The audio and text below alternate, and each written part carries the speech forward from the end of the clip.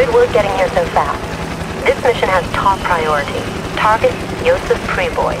You're to locate him and bring him out for debriefing. Yosef is our only link with a high to the warhead. Yeah. I need to know one thing. Where he is. Yosef is held at a military airfield. The whole area has excellent air defenses.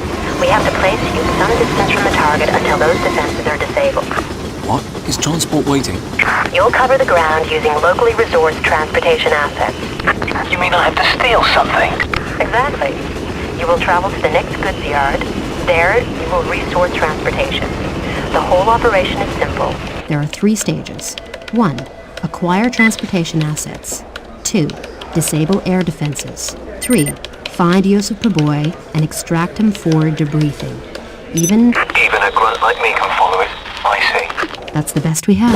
Anya, just how did you track Yosef down? We traced Yosef's call to his apartment, right?